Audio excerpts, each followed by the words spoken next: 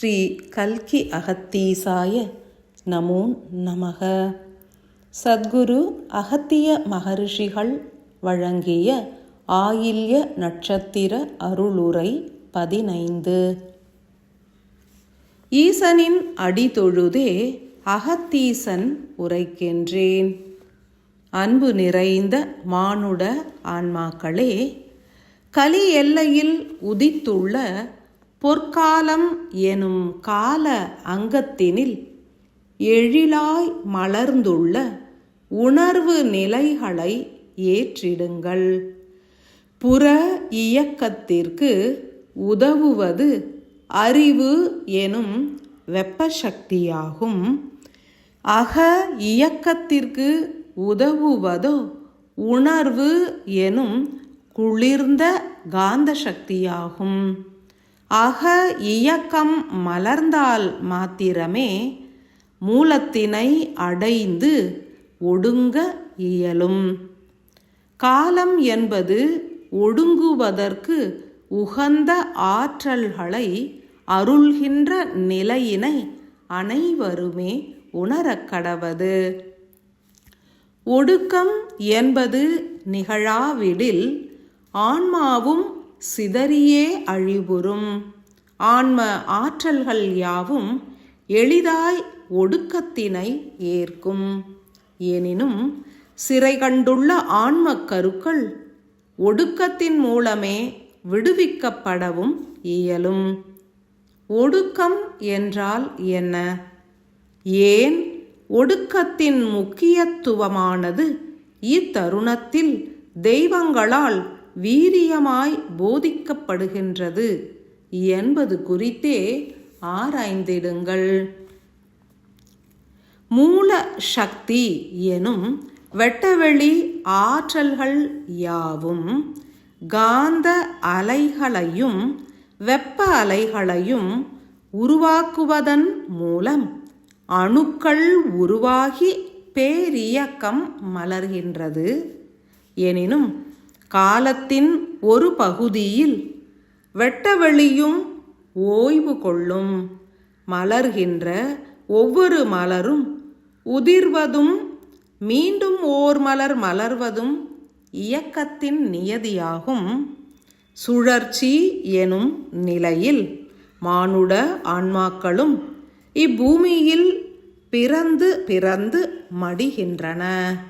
இயற்கையும் காலத்திற்கு ஏற்ப ஆற்றல்களை கொண்டு மாறுபட்ட இயக்கங்களை வெளிப்படுத்துகின்றது. அன்பு நிறைந்த மானுடர்களே, பெரும் சத்தியம் ஒன்றினை இத்தருணத்தில் யாம் வெளிப்படுத்த முனைகின்றோம். அனைவரும் உணர்ந்து ஏற்க கடவது.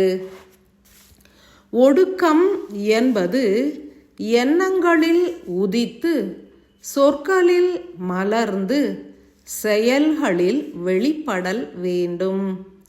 இக்கால மனிதர்களின் எண்ணமானது ஓயாது இயங்குகின்றது. சொற்கள் என்பதோ ஒலித்த வண்ணமே உள்ளன.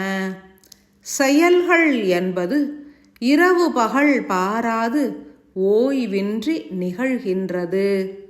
இதன் மூலம் நிகழ்வது யாது?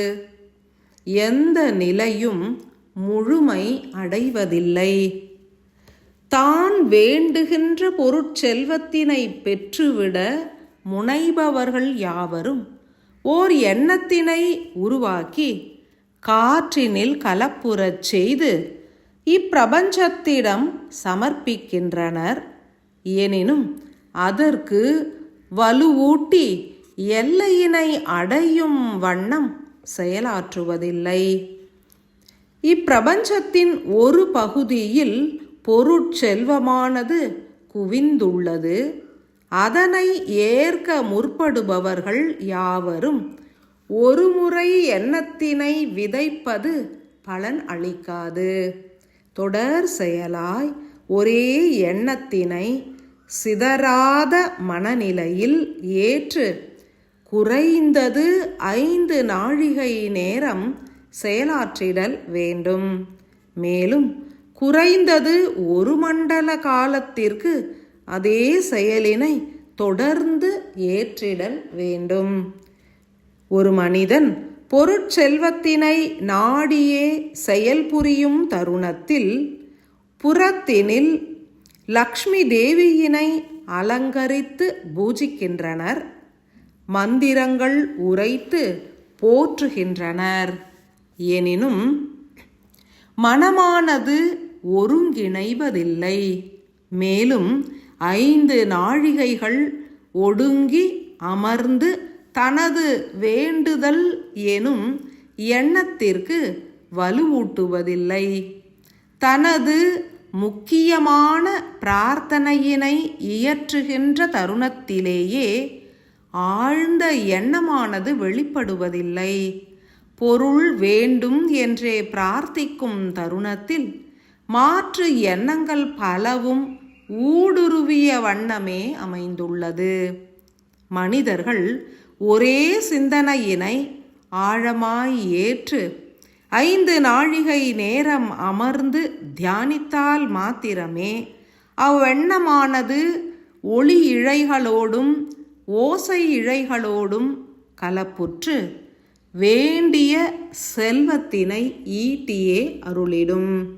மேலும் அதே நேரத்தில் அனுதினமும் அமர்ந்து 5 நாழிகைகள் எண்ணங்கள் சிதறாது தனது பிரார்த்தனையினை இயற்றினால் ஒரு மண்டல காலத்தினில் உருவாக்கிய எண்ண அலைகள் எனும் பிரார்த்தனையானது இப்பிரபஞ்சத்தில் குவிந்துள்ள ஆற்றல்களை அடைந்து உகந்த செல்வத்தினை ஈர்த்து மீண்டும் சிரசினை அடையும். அனைவரும் நன்கு உணருங்கள், பரிசோதித்தும் அறிந்திடுங்கள், இதனை பயிற்சியாகவும் ஏற்றிடுங்கள். ஓர் எண்ணத்தினை உருவாக்கி அதனையே உருவேற்ற இயல்கின்றதா என்றும், எத்தனை நாழிகைகள் ஒரே சிந்தனையில் மாற்று எண்ணங்களின் குறுக்கீடுகள் இன்றி நிலைக்க இயல்கின்றது என்றும் ஆராய்ந்து அறிந்திடுங்கள். அவ்வகையிலேயே எண்ணியவையாவும் ஈடேறும் எனும் சத்தியம் உணரக் கடவது. இப்பிரபஞ்சம் முழுவதும் எண்ணற்ற மானுடர்கள் உருவாக்கிய எண்ண அலைகள் அபரிமிதமாய் காற்றினில் கலப்புற்று மின்காந்த அலைகளை ஊடுருவி செயல்புரிகின்றது. எனில் பிரபஞ்ச அலைவரிசைகளிலும் மாறுபட்ட சிந்தனைகளும் எண்ணப்பதிவுகளும் நிறைந்துள்ளன. ஒவ்வொருவரது தனித்த பிரார்த்தனைகளும் பிரபஞ்ச ஆற்றலில் கலப்புற்று தீர்க்கமாய் பயணித்து தேடியவற்றை அருளுகின்ற அணுக்களின் ஆற்றல்களோடு ஒன்றிணைய வேண்டும். எனில் எண்ணங்களின் பயணத்தை சீராய் நிகழ்த்த வேண்டும். அவ்விதமே சொற்களும் செயல்களும் அமைய வேண்டும். எண்ணம், சொல், செயல் நேர்கோட்டினில் அமைந்தால் மாத்திரமே பிரார்த்தனைகள் யாவும் இலக்கினை சென்றடைந்து உயரிய பலனையும் ஈட்டியே அருளிடும். பொருட்செல்வம் வேண்டி தீவிரமாய் பிரார்த்தனை புரிபவர்கள் சொற்களின் மூலம் எனக்கு அச்செல்வமானது கிட்டாது என்றே மாற்று கருத்துக்களை விதைக்கின்றனர். மேலும் அச்செல்வத்தினை ஈட்டுவதற்கு உரித்தான முயற்சிகளை செயலாக்கம் புரிவதனையும் ஏற்பதில்லை. இவற்றிற்கு மூல காரணம் என்பது ஒடுக்கமற்ற தன்மையே என்றே உணருங்கள். மன ஒடுக்கம் என்பது நிகழ்ந்தால் மாத்திரமே எந்த ஒரு செயலும் பலிதமாகும். இறைவனின் தரிசனம் தன்னை வேண்டியே பெறுவதற்கு முனைபவர்கள் யாவரும் மனம் ஒடுங்கிய நிலையினை ஏற்க வேண்டும். எவ்விதம் ஏற்பது? மிகவும் எளிதான செயலே, இருப்பினும் வைராகிய நிலையுடன் ஏற்க வேண்டும். நான் அதிக பணிகளை ஏற்றுள்ளேன், என்னிடம் நேரம் என்பது குன்றியுள்ளது என்றே சிந்திப்பவர்கள் யாவரும் முதன்மையாக தங்களது எண்ணங்களை மாற்றியே அமைத்திடல் வேண்டும். அனுதினமும் எனக்கு அதீத நேரம் என்பது இறைவனால் அருளப்பட்டுள்ளது என்றே முதன்மையாய் சிந்தியுங்கள். சிந்தனையே சத்திய நிலையினை உருவாக்கிய சாத்தியமான செயல்களையும் ஏற்றிட வழிவகை புரியும். எனில் மனம் ஒடுங்கும் செயலினை ஏற்பேன் என்றே எமக்கு வாக்கு நல்கிடுங்கள். ஒரே எண்ணத்தினை ஏற்று அதனை குறித்தே சிதறாத சிந்தனைகளையும் ஏற்று பயின்றிடுங்கள். எண்ணங்கள் அற்ற வெற்றிடம் பெருக வேண்டும் எனில் முதலில் மனம் ஒருநிலைப்படல் வேண்டும். ஏதேனும் ஒரு சிந்தனையை ஏற்று அதனின்று மாற்றமடையாது வேற்று சிந்தனைகளை ஏற்காது எத்தனை மணித்துளிகள் வீற்றிருக்க இயல்கின்றது என்பதனை சுயமாய் கண்டு உணருங்கள்.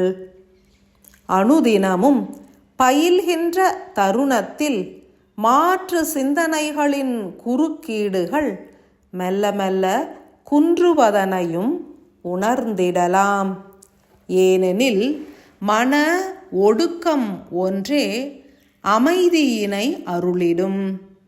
அமைதி நிலை ஒன்றே ஞான வாயில்கள் திறவு கொள்ள உதவிடும். ஞானம் ஒன்றே இறைவனை அடைய உதவிடும். ஓர் பிரதேசத்தினில் வசிக்கின்ற மனிதர்கள் யாவரும் தங்களை ஆளுகின்ற அரசனை, தலைவனை பிரதிபலிக்க வேண்டும். இயற்றப்படும் சட்டதிட்டங்களுக்கு அனைவரும் பணிந்து செயலாற்ற வேண்டும்.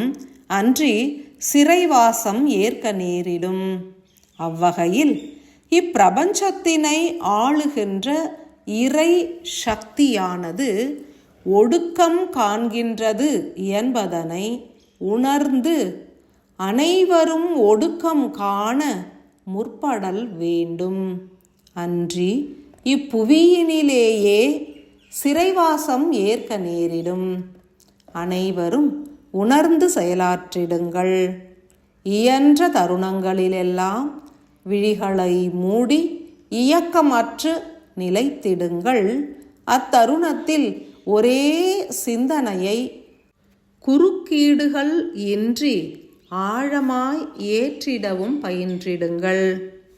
அமைதி என்பது உள்முகமாய் நிகழாவிடில் அழிவு என்பது புறத்தினில் தீவிரமாய் நிகழ்ந்தேறிவிடும் எனும் சத்தியம் உணருங்கள். அனைவரும் அனுதினமும் எத்தனை நாழிகைகள் தனித்து விழிகளை மூடி ஒருமித்த எண்ணத்தினை ஏற்க இயல்கின்றது என்று கண்காணியுங்கள். அனுதினமும் விழிப்புணர்வு நிலை ஓங்க வேண்டும். ஒரு தினத்தினை காட்டிலும் மறுதினம் அதிலே காலமும் நேரமும் மன ஒடுக்கமும் கூடியிருப்பதனை உணர்ந்திடுங்கள். ஏனெனில் புற ஒடுக்கம் என்பது உயிராற்றல்களை பெருக்கும். பெருகிடும் உயிர் ஆற்றல் என்பது உடலினை பொலிவுறச் செய்திடும். பொலிவான உடல் என்பது அதீத இறை சக்தியான காந்த சக்தியினை ஈர்க்கும் திறன் பெற்றிருக்கும். இறுதியில் பூரண ஞானமும் பேரின்பமும் சித்திக்கும். அமிர்த சுவையினை உணர்ந்தவர்கள் யாவரும் சில மணித்துளிகள் ஓய்வு கிட்டினாலும் சுகமாய் தன்னுள் ஒடுங்கி ஆனந்தம் காண்பர். இறைவனை உணர்வர். வீடு பேறு அடைவர். உகந்த காலம் உதித்துள்ளதனை உணர்ந்து செயலாற்றுங்கள். ஓய்வு என்பது வேறு, ஒடுக்கம் என்பது வேறு. உடலினை கிடத்தினால் உறக்கமே ஆட்கொள்ளும். நிமிர்ந்த நிலையில் வீற்றிருந்து சத்தியம் உணரக் கடவது. எமது அன்பு சீடர்கள் இதனை ஆழமாய் ஏற்று பயின்றிடுவர் எனும் சிந்தனையினை யாமும் தொடர் செயலாய் இப்பிரபஞ்சத்தினில் செலுத்தியே செயல் புரிகின்றோம். உணர்வோர் உன்னத நிலைகளை ஏற்றிடுவர்.